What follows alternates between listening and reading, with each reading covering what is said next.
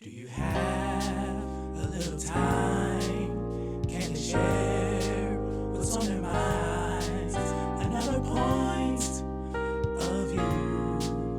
They'll speak their truth. They'll make you laugh. They'll make you smile.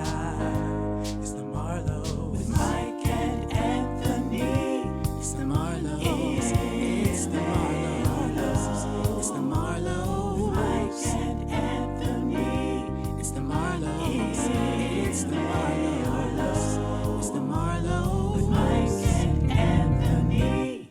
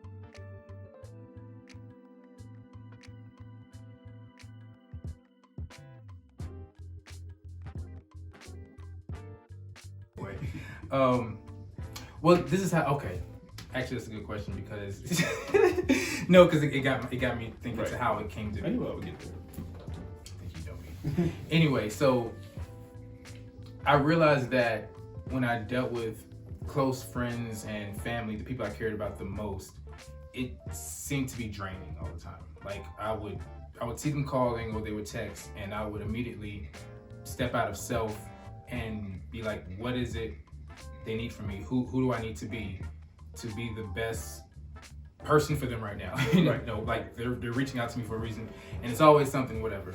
So I realized I was always doing that, and then I was always very, very drained, and then I would just be exhausted, and then Like physically drained. yeah, physically drained, and then of course emotionally drained as well.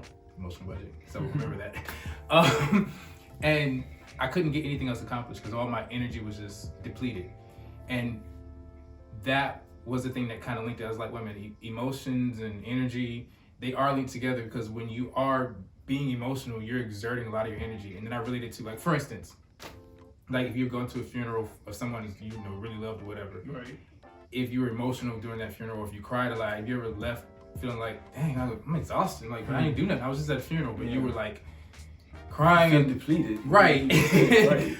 So that's where it came from. Is like, well, I can't keep doing this because I'm never gonna get anything done. It's like you don't want to put the blame on other people, Right. because you are saying, hey, I'm here for you, but at the same time I realize I'm taking away from myself, because the energy that I used to be emotional with you, or to be who you needed me to be at that time, and to be empathetic, which takes a lot of emotion. True.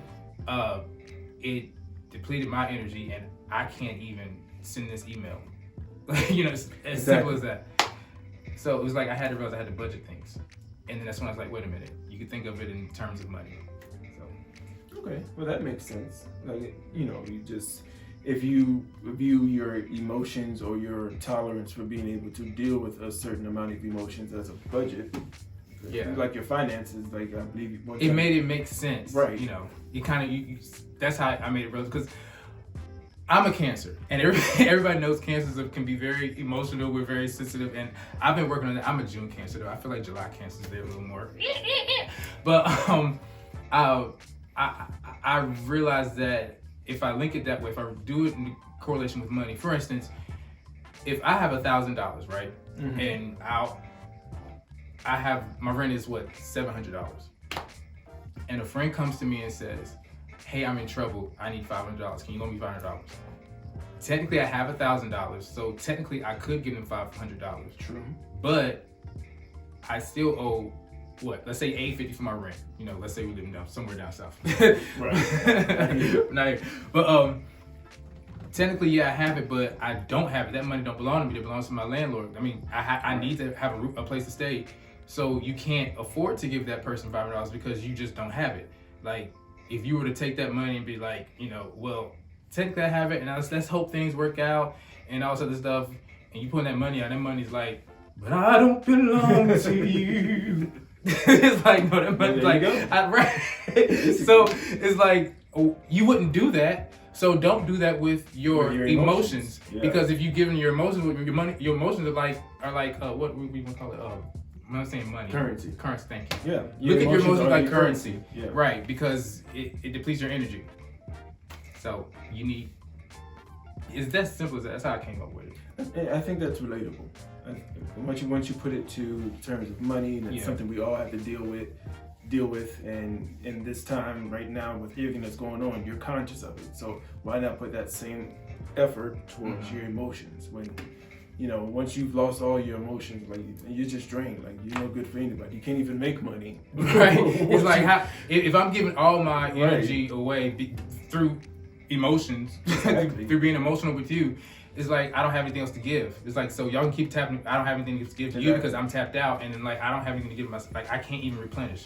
So it's like we're talking about this because you're probably going to hear us say emotional budget a lot. Like you check your emotional budget, and people are like, well, how can you do that? I'm like, well, just here's how. Yeah, but it's like if you, let's say your friend calls or whomever, somebody who maybe depends on you a lot for maybe advice or just guidance, or they just want to vent, and you may not have it to give at that time. Right. Like technically, yeah, you're here, and you may be home not doing anything, and you see them calling, and you're like, okay, what do they need? Okay, I know they're going through this, they're going through that, so let's just, and you call and you talk to them, you listen to them, whatever. Meanwhile, you could be sitting here not doing anything, but it could be a not great day for you.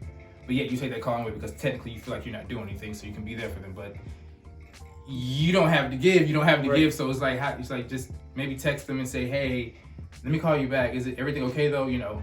I'll reach out back out to you. Or sometimes it's as simple as like just sending a random text saying, hey, just thinking about you, and that makes people feel really good as well. Right. That way you're not giving so much of yourself. Exactly.